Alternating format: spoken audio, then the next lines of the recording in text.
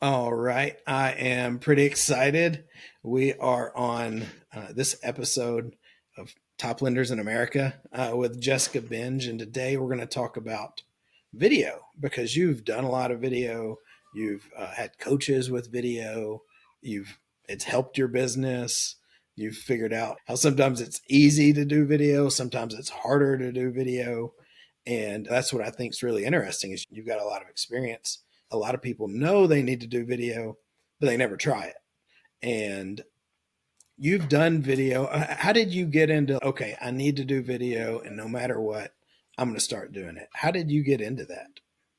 I think I shared with you, I do have a musical theater background, a Oh, little I bit did of a not know that. theater. You did not.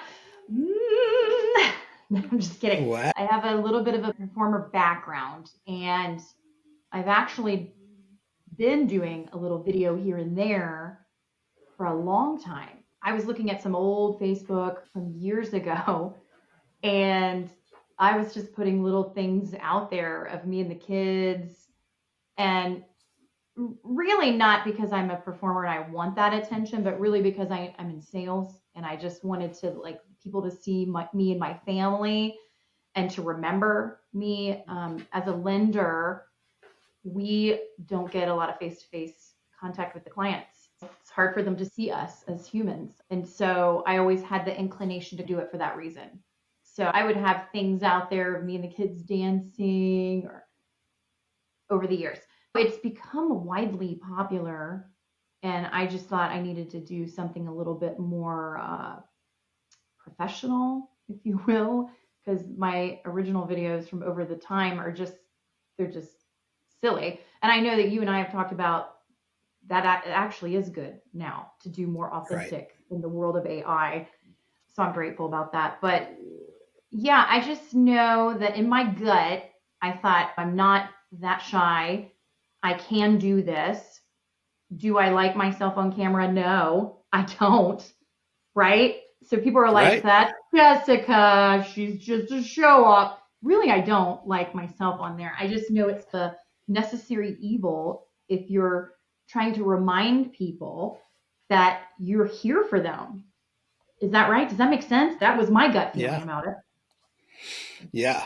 And I like that. It does feel like a necessary evil, doesn't it?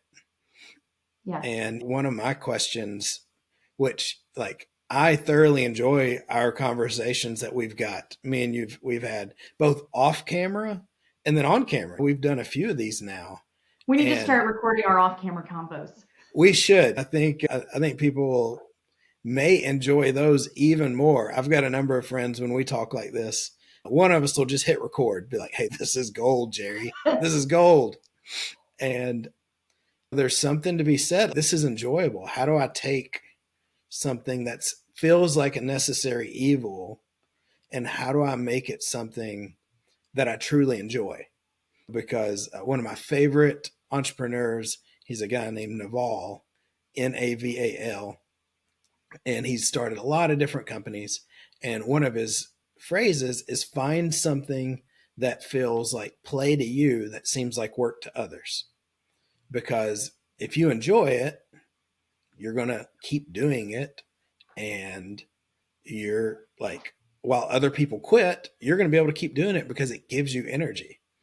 And I think that's been one of my goals. I think we found a really cool way. What would happen if you were able to stay in front of people and you actually enjoyed the video process? And I'm curious, we've done a number of these. This is a risky question. Has this been enjoyable? What's been your experience of these sorts of conversations so far? Yeah, it has been enjoyable mostly because it feels like our off camera stuff, right? It feels like we're just old friends talking and that you're really interested in the answers to my questions and you forget you're on camera. I think one of your other people said that you do forget. Right. Yeah, I think one of the quotes was, "It's like dinner with a friend over a glass of wine," and I like that. And I think what's cool is like that feeling comes through the video, and so people will enjoy it. Like people, enjoy the feeling of two people having a cool conversation in the midst of Yeah. this chaotic synthetic world. And especially now, I think we talked last week about there's a lot of realtors getting out of the business. There's a lot of lenders getting out of the business. There's a lot of orphan clients. There's a lot of people that their realtor or lender is no longer realtoring or lendering. And like that's one of the reasons that I enjoy these videos is because like I've got my real estate practice in Nashville. This is my business. Like just stay top of mind, builds that relationship, and it's enjoyable. Yeah, I like that. So what all things have you tried to like do video consistently? Yeah. And so that right there also is the other thing that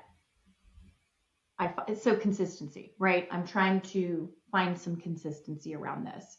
So I just randomly do family videos, dancing, karaokeing. One video that I filmed was my sister coming over for her, just coming over, and we were throwing water balloons at her. Had so many views on that.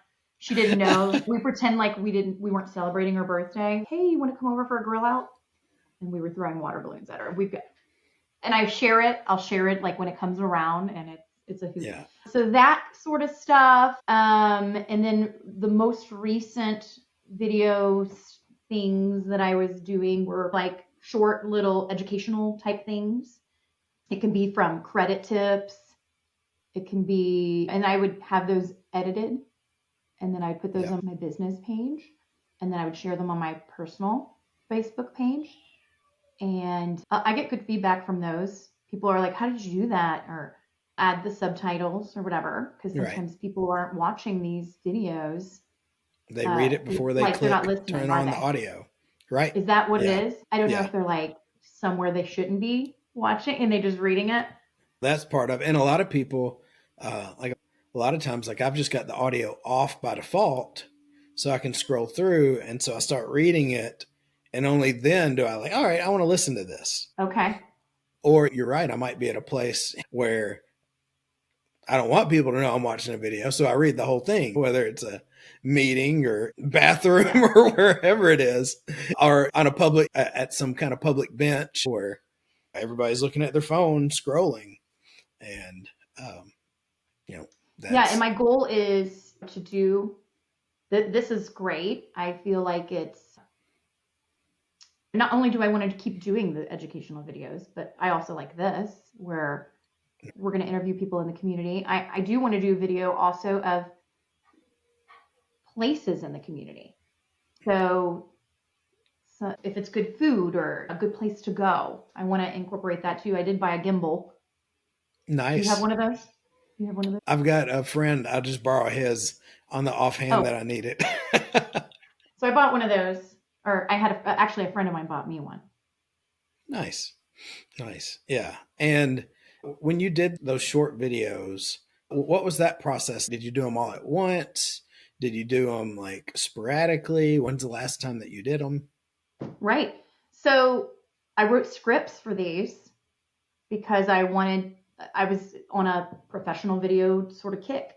So I wrote scripts. I did half of them and then I did another half. So I did probably 15 videos where they were all kind of subjects that may come up a lot in my business, right? Or subjects that, for me, whenever I have something come across the desk, I actually keep a running list of things that I want to put on video. Here's my current one, like appraisals. Why do we need those?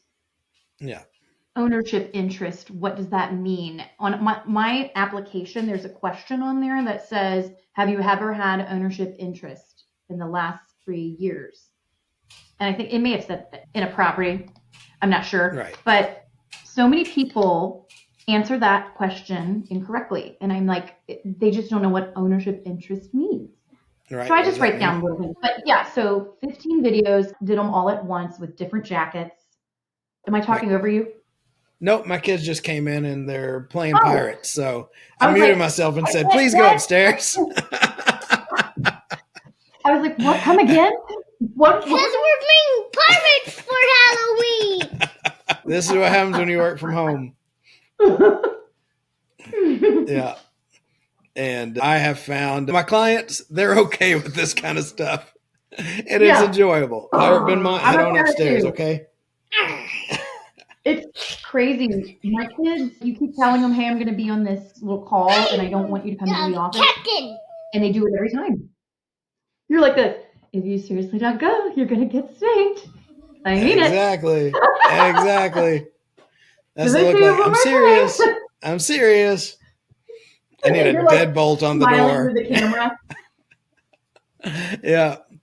Oh my gosh. That's real life. That's working from home. Yep. And I think that's one of the cool things about these conversational videos. People that know me, like, hey, you know what? Like, my kids may come into our videos some, and you may hear their kids in the background, and that's okay. What were we saying? I've got no idea.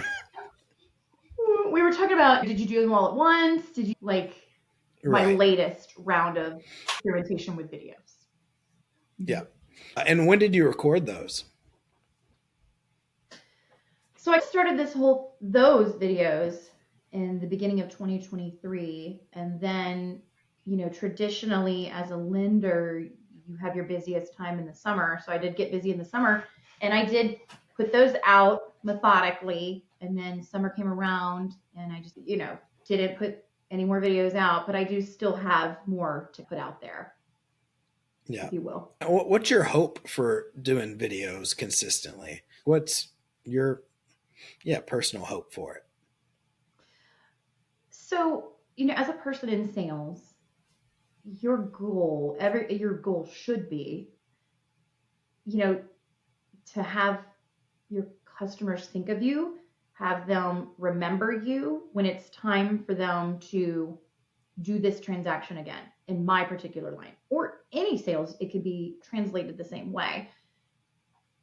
Trying to source brand new clients all the time from different lead sources is like insanity. Like when you get into sales, if you're a relationship person like I am, where I want to have a relationship with the clients I do business with, your hope is that they think of you and that they do refer you to the people that they know. Sometimes people just forget. And if you're not calling folks and reminding them, checking in on them, which sometimes you can and you should, but this is just another avenue of reminding them and letting them know not to forget you. If they see your face, they're just going to remember, oh my, yeah, Jessica, right? She did that really cool video. So it's just another avenue of hoping they remember and refer their friends and family and the people that they like. And that's your goal. You just don't want to, you just want them to like you, have a great experience with you, send the people they know to you, that you can take care of them. And you just repeat, rinse and repeat, right? Friend them on Facebook. Does that answer that question? Yeah. Repeat clients, refer clients, and leave your reviews. That's what my friend Jesse says. Repeat, refer, review. That's what we're looking for. And how to be top of mind without being annoying. And they don't have to go out of their way to see it. I think that's kind of part of it for me. Like most clients, if they think about me, they're just going to reach out to me. But how do I make sure that I'm top of mind when they're ready? And how do where I'm top of mind in a way they're like, this guy can help me? Because there is the power of the personal videos and the dancing. And I also want them to view me as an authority. And I want them to see social proof that not only do they think about me, but they are very comfortable reaching out to me for my professional experience. Because that's, at the end of the day, if they like me but don't trust me to do my job, I'm going to have to get a new job, or I'm going to have to figure out a way to change that. And so you approve of the dancing then? I do. I think just as long as you've got a balance, right? And I think that's one of the powerful things about these conversations is it's almost like having a book. Like if you've got a book, people automatically think you're an authority, even though we know it's really easy to make a book today. But people still have these views that, oh, wow, there's something here. And I think video still has that same connotation. You know, it used to be, it cost millions of dollars to be on TV. It would cost hundreds of thousands of dollars to record a 30-second commercial. And we don't have to do that today. But that connotation's still there. So just having that long form conversation, people are like, oh, there's something there. And then whenever they're ready, they actually pay attention to it. And I've got a bunch of content that is backlogged. So it's like a win, as Michael Scott would say. Did you ever watch The Office? No. Yeah. I wish. I am the kind of person that literally it's been kids and work ever since they've been around. Yeah. And like Bluey, right? Yeah. The TV I watch is Bluey, or I forget what it was when Camilla was younger, but yeah, I'm not a huge TV watcher, but like my husband is, and when he's watching it, I'll watch it. But literally, it's these kids, they've taken over my life. Yeah. But there's a ton of little memes that I see, or people will share like little clips, and they are hilarious. Yeah. I watched it before kids too. I'm in Bluey mode as well, which is a great little cartoon. It's probably one of my favorites. I actually agree. It's my favorite. Yeah. Yeah. They have done very well. You are Bluey's dad. You were like It's true. It's true. And if I'm feeling feisty, I'll turn into Sean. Absolutely. So that's awesome. I feel complete. Like we covered kind of the idea with video. Maybe we'll record another video on like the transformation that you've experienced and how it's affected my business with my real estate practice, how it's let me, be able to make really good money working 10 to 15 hours a week, which is cool. Let me do other fun things and travel. And so I feel pretty good. Thanks for sharing that with me. And I know you're busy, so I'll let you get back to it and we'll talk soon. All right. Thank you. Bye.